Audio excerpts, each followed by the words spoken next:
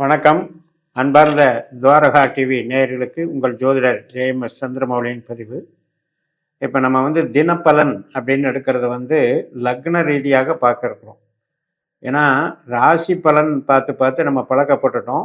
லக்ன ரீதியாக கிரகங்களினுடைய நகர்வு மிக மிக முக்கியம். அதன்படி தான் நமக்கு நிகழ்வுகள் நடக்கும். அந்த வகையில் 12 லக்னங்களுக்கும் 10 நாட்களுக்கு ஒரு யுகம், அதாவது ஒரு 10 நாட் பலன் அப்படின்னு போட்டு ஒரு தேதியிலிருந்து 10 நாள் கணக்குக்கு நம்ம தினம் என்ன நட்சத்திரம் நடக்கு, அது எந்த வகையில் நமக்கு அந்த நட்சத்திர நாள் நிகழ்வுகளை நடத்தும் என்பதையெல்லாம் நம்ம பார்க்க இருக்கிறோம். மிதுன லக்னத்திற்கு 10 நாட்களுக்கான தினப்பலனை நவம்பர் 19 முதல் நவம்பர் 28 வரை நாட்களுக்கு பார்க்க இருக்கிறோம். முதல் நாள் நவம்பர் 19 புதன்கிழமை, விசாகம் நட்சத்திரம், காலையில் 7:58க்கு தொடங்குகிறது. துளாராசியில் சந்திரன், நமக்கு 5ஆம் வீடு, குருவனுடைய நட்சத்திரம். குரு 2ஆம் வீட்டில் வக்கரமாக இருக்காரு, தன்னுடைய சொந்த நட்சத்திரத்திலே வக்கரமாக இருக்காரு, செவ்வாயினுடைய உப நட்சத்திரத்தில் இருக்காரு. அதனால் இன்னைக்கு தொழில் பலம், வேலை, உத்தியோக பலம் சிறப்பாக இருக்கிறது. பணவரவுக்கு நன்றாக இருக்கிறது. நமக்கு 10ஆம் அதிபதி 7ஆம் அதிபதி குரு. அதனால் செவ்வாயினுடைய தொடர்பு ஒரு வேலைக்கு சப்போர்ட் பண்ண வைக்குது. இதே குருவனுடைய நட்சத்திரத்தில் சனியும் இருக்கார். 10ஆம் வீட்டில் இருக்கக்கூடிய கர்ம சனியும் குருவனுடைய நட்சத்திரத்தில் இருக்காரு. 9ஆம் வீட்டில் இருக்கிற ராகுவும் குருவனுடைய நட்சத்திரத்தில் இருக்காரு. 5ஆம் வீட்டில் இருக்கிற சுக்கிரனும் குருவனுடைய நட்சத்திரத்தில் இருக்கார். அப்போ இத்தனை கிரகங்களுடைய ஒட்டுமொத்த பார்வை பலனும் நமக்கு இன்னைக்கு கிடைக்குது. நவம்பர் 20ஆம் தேதி வியாழக்கிழமை, அனுஷம் நட்சத்திரம், 6ஆம் வீட்டில் விருச்சிக ராசியில் சந்திரன் போறாரு. சனியினுடைய நட்சத்திரம். இந்த சனியினுடைய நட்சத்திரத்தில் புதனும் லக்னாதிபதியும் போயிட்டு இருக்காரு. புதன் சந்திரன் சேர்க்கை பலனை தர்றாங்க. சனியினுடைய பலன் எப்படி இருக்கு? 10ஆம் இடத்துல குருவை போல பலன் தர்றதுனால இந்த இன்னைக்கு தொழில் பலம், பணவரவு, உத்தியோகத்தில் மேன்மைகள் இதெல்லாம் நல்லா இருக்கும். ஹெல்த்தில் மட்டும் கொஞ்சம் பார்த்துக்கணும். சந்திரன் 6ஆம் இடத்துல போறார் இல்லையா, செவ்வாயும் 6ஆம் அதிபதியும் அங்கேயே இருக்காரு. அதனால் ஹெல்த்தில் பார்த்துக்கணும். ஏன்னா அடுத்தது கேட்டை நட்சத்திரம். வெள்ளிக்கிழமை நவம்பர் 21ஆம் தேதி கேட்டை நட்சத்திரம் மதியம் 1:55க்கு தொடங்குகிறது. இந்த அனுஷம் கேட்டை இந்த ரெண்டுமே 6ஆம் வீட்டில் இருக்கு. சனி 10ல் இருக்காரு, புதன் 6ல் இருக்காரு, செவ்வாயும் 6ல் இருக்காங்க. அதனால் இந்த கணக்கு சனி குருவை போல பலன் தரதுனால தொழிலுக்கு நல்லா இருந்தாலும் ஹெல்த்துக்கோ உறவுகளுக்கோ அவ்வளோ நல்லா இல்லைங்கிறத மைண்டில் வச்சுக்கோங்க. அதனால் தொழில் காரியங்களில் நல்லா ஈடுபட்டுக்கலாம். இன்னைக்கு உறவு சம்மந்தப்பட்ட காரியங்களில் கொஞ்சம் குறைச்சிக்கணும். நவம்பர் 22ஆம் தேதி சனிக்கிழமை இந்த கேட்டை நட்சத்திரம் மாலை 4:46க்கு முடிவடைகிறது. அதுக்கப்புறம் மூல நட்சத்திரம் தொடங்குகிறது. கேதுனுடைய நட்சத்திரம். கேது 3ஆம் வீட்டில் சுக்கரனுடைய நட்சத்திரத்திலையும் குருவனுடைய உப நட்சத்திரத்திலையும் இருக்கிறதுனால இன்னைக்கு கூட பிறந்தவங்களால் சில ஆதாயங்கள், டாக்குமெண்ட்ஸு, சின்ன சின்ன பிரயாணங்கள், இதனால் நன்மைகள், தகவல் தொடர்பு, கமிஷன் வகை தொழில், இதனால் நமக்கு கிடைக்கக்கூடிய ஒரு ஆதாயங்கள் எல்லாம் நல்லா இருக்கும்.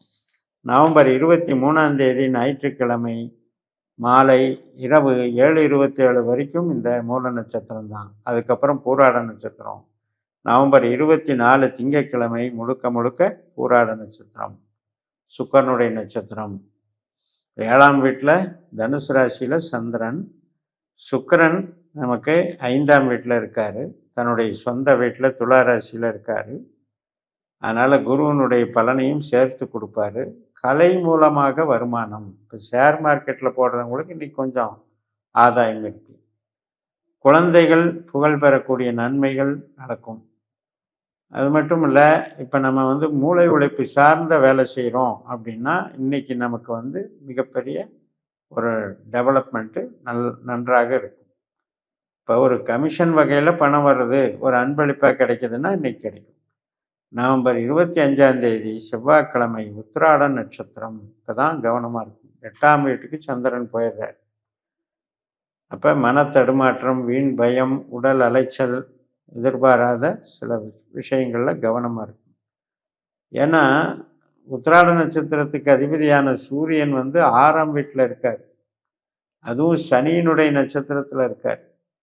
அதனால் எதிர்ப்புகள், அசம்பாவிதங்கள் இதில் எல்லாம் கவனமாக இருக்கணும். ஆனால் ஒரு சிலருக்கு எதிர்பாராத வேலையில் வந்து ஒரு நல்ல உத்தியோக முன்னேற்றம் கிடைக்கும், ப்ரொமோஷன் கிடைக்கும், தொழிலில் வந்து ஆதாயம் உண்டு. அதே நேரத்தில் பகை, நோய், கடன் இதில் கொஞ்சம் கவனமாக இருக்கணும். நவம்பர் 26ஆம் தேதி புதன்கிழமை திருவோணம் நட்சத்திரம், அதுவும் 8ல் தான் சந்திரன். கைப்பொருள் பாதுகாப்பது அவசியம்.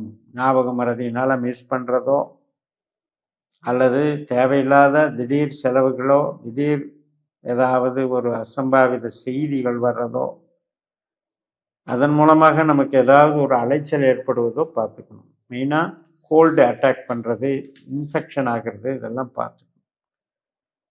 தொழிலை பொறுத்த வரைக்கும் 8ஆம் இடம் என்பது வேலை செய்பவர்களுக்கு பாதிக்காது.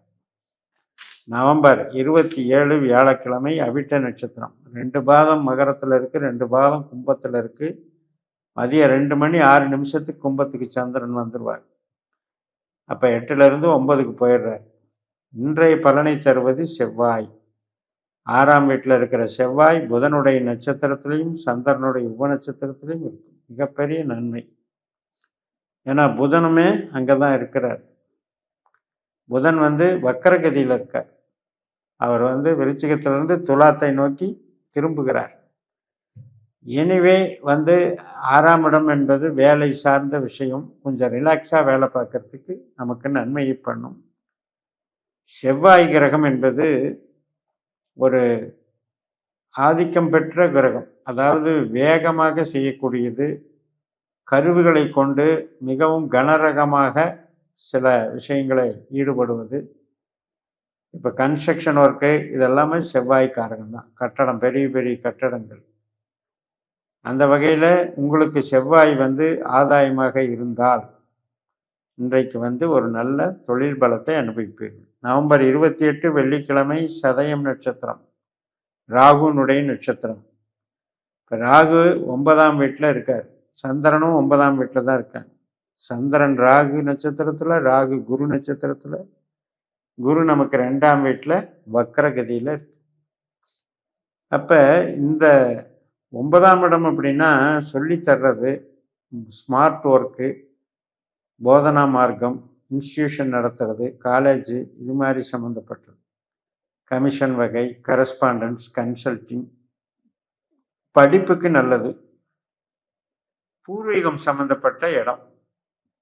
அப்போ பூர்வீக சம்பந்தப்பட்ட ஈடுபாடுகள் கிடைக்கும். பூர்வீகத்தின் மூலம் சில பேருக்கு பெனிஃபிட் கிடைக்கிறது இந்த நாளில் கிடைக்கிறதுக்கு வாய்ப்பு இருக்கு.